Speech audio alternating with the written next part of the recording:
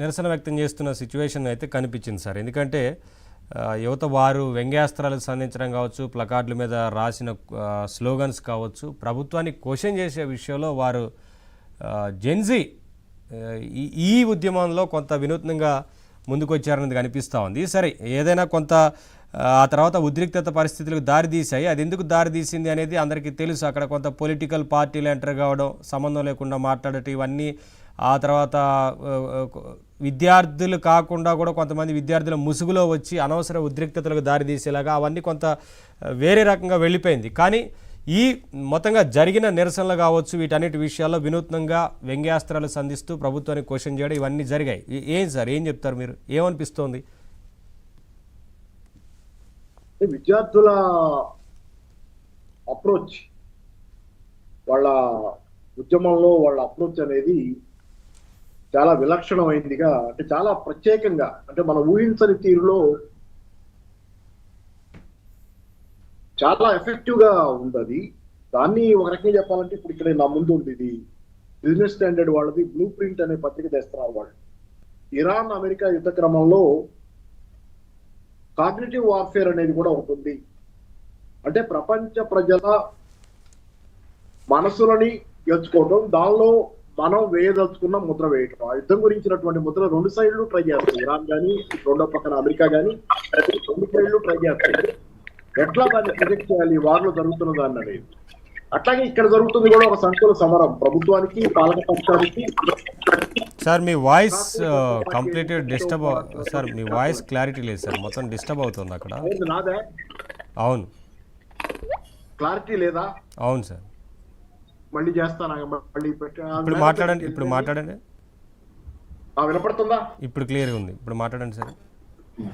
ఏంటంటే ఇప్పుడు కొంచెం చిన్న డిస్టర్బెన్స్ వచ్చింది సార్, అంతే. అది ఎక్కడి నుంచో వచ్చింది, మొత్తానికే లాగౌట్ చేసేలా కాదు, కానీ కొంచెం డిస్టర్బెన్స్. నా దగ్గర కాదు, ఎక్కడ జరిగిందో తెలియదు. సరే సార్, కంటిన్యూ చేయండి సార్, కంటిన్యూ చేయండి. సరే, అయితే ఇప్పుడు కాక్రోచ్ జనతా పార్టీకి విద్యార్థులకి మధ్య జరుగుతున్న అదే, కాక్రోచ్ జనతా పార్టీకి ప్రభుత్వానికి మధ్య జరుగుతున్న ఈ సంకుల సమరం లో కాగ్నిటివ్ వార్ఫేర్ అనేది కూడా ఇన్వాల్వ్ అయి ఉంది. ఎందుకంటే ఇరాన్ అమెరికా యుద్ధ క్రమంలో ఒకళ్ళ మీద ఒకళ్ళు మానసిక ఆధిపత్యం ప్రపంచ ప్రజానీకం ముందు సాధించడానికి మీమ్స్ వాడటం అనేది బాగా పెద్ద ఎత్తున మీమ్స్ ద్వారా పెద్ద ఎత్తున వాళ్ళు ఒకళ్ళతో ఒకళ్ళు చేసుకుంటే, అది మన బిజినెస్ స్టాండర్డ్ బ్లూ ప్రింట్ లో స్పెషల్ ఆర్టికల్ ఒకటి దాని మీద ఇచ్చాడు. మీమ్ వార్ఫేర్ ఎలా జరిగింది, దానిలో ఇరాన్ ఎలా అమెరికాని విజయవంతంగా ఓవర్కమ్ అవ్వగలిగింది అనేది. అంటే ఏంటంటే మానసిక యుద్ధం కూడా యుద్ధాల్లో ఒక భాగం. ఆ రకంగా చెప్పాలంటే వాళ్ళ ప్రభుత్వానికి కాక్రోచ్ జనతా పార్టీకి జరుగుతున్నటువంటి సంకుల సమరం లాంటిది 2-3 రోజులు 4-5 రోజులు జరిగి 30 రోజులుగా జనం అటెన్షన్ ని పట్టి ఉంచిన దానిలో కాక్రోచ్ జనతా పార్టీ ఏ అనుభవం లేకుండా కూడా చాలా అద్భుతమైనటువంటి రీతిలో కాగ్నిటివ్ వార్ఫేర్ లో అది గెలిచింది. పర్సెప్షన్ ని తనకు అనుకూలంగా మౌల్డ్ చేసుకోగలిగింది. ప్రజానీకం పర్సెప్షన్ ని, వాళ్ళ తీరు, the way they behave, it is so natural to them. అంటే కదా మన ఎగ్జిస్టెన్షియల్ లైట్నెస్ అనేది ఒకటి ఉంటుంది. అంటే ఒక మనిషి తాలూకు, అంటే నా జీవితాన్ని నేను తీసుకునే తీరు, మనిషి జీవితాన్ని ఒక మనిషి తీసుకునే తీరు, ఆ ఎగ్జిస్టెన్షియల్ లైట్నెస్ తాలూకు ఆ ఫిలాసఫిక్ ఇది లేకుండా ఎవరు అలా బిహేవ్ చేయలేరు. పోలీసులు కొట్టి వెనక్కి తిరుగుతుంటే వాళ్ళని చాలా మంచి పని చేశారు, మీ ఇళ్ళకి వెళ్ళి చెప్పండి బాగా కొట్టాం వాళ్ళని అని చెప్పి చప్పట్లు కొడతా ట్రీట్ చేయగలిగింది ఎగ్జిస్టెన్షియల్ గా చాలా లైట్నెస్ ఉంటుంది తప్పితే సాధ్యం కాదు.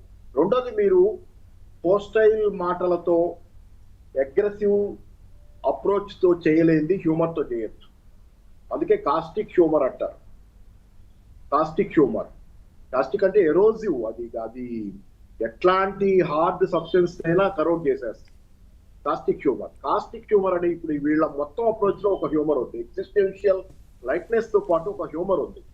ఆ హ్యూమర్ తోనే వీళ్ళదంతా చేశారు. ఇది మీరు చూడండి, మన పేపర్లలో కూడా పేపర్ మొత్తం న్యూస్ కి భయపడని వాళ్ళు చాలా మంది పొలిటికల్ లీడర్స్ గత చరిత్ర అంతా కూడా అక్కడ ఉన్న కార్టూన్కి భయపడేవాళ్ళు, పేపర్లో ఉన్న కార్టూనిస్ట్ కి భయపడేవాళ్ళు. చాలా కార్టూన్లు చాలా ప్రభుత్వాలు కూలిపోవడం వెనక పెద్ద పాత్ర పోషి. ఎందుకంటే మీకు ఏంటంటే మామూలుగా ఎవరినైనా ఒక నాయకుడిని మానవాతీతుడిగా చూసే స్వభావం మనుషులకు ఉంటది. ఒక నాయకుడిని తాము సృష్టించుకున్న నాయకుడిని, తాము గెలిపించుకున్న తమ నాయకుడిని, అందుకే చెప్పనించిగా ఖ్యాతి మోడీ గురించి. మానవాతీతుడు అనే ఒక ఇమేజ్ ఉంటుంది. ఆ ఇమేజ్ ని మీరు ఒక శత్రుభావంతో దాని మీద అగ్రెసివ్ గా వెళ్ళి మీరు షాటర్ చేయలేరు. అది ఇంకా పెరుగుద్ది. మీకు భయం పెరిగిన కొద్దీ, మీరు శత్రుత్వంతో దాన్ని ఢీకొన్న కొద్దీ మీకు భయం పెరుగుద్ది. రెండో వాళ్ళకి భయం పెరిగిన కొద్దీ ఆ ఇమేజ్ ఇంకా బలపడుతూ ఉంటుంది. కానీ కాస్టిక్ హ్యూమర్తో దాన్ని చిన్న చేసి, దాన్ని అంటే కించపరచడం కూడా కాదు, ఒక రకంగా తగ్గించి దాన్ని నవ్వులపాలు చేసి దాని గురించిన భయాన్ని పోగొట్టదు జనాన్ని. మోడీ గురించిన భయం పోవటానికి ఇది కారణం అవుతుంది. మోడీ గురించో బీజేపీ గురించో ఇది చాలా శక్తివంతమైనటువంటి ఉక్కు గోడ లాంటి పార్టీ, దీన్ని ఏం చేయలేము అనే ఫీలింగ్ ఈరోజు జనాల్లో పోతుంది. దానికి కారణం విద్యార్థులు వ్యవహరించిన అప్రోచ్. మీకు చాలా ఉన్నాయి చరిత్రలో చూసుకుంటే. మీరు చాలా అంటే సరే ఒకటి సార్ పాపారావు గారు మాట్లాడదాం. మీరు చాలా ఎగ్జాంపుల్స్ ఉన్నాయి, అవన్నీ డిస్కస్ చేద్దాం.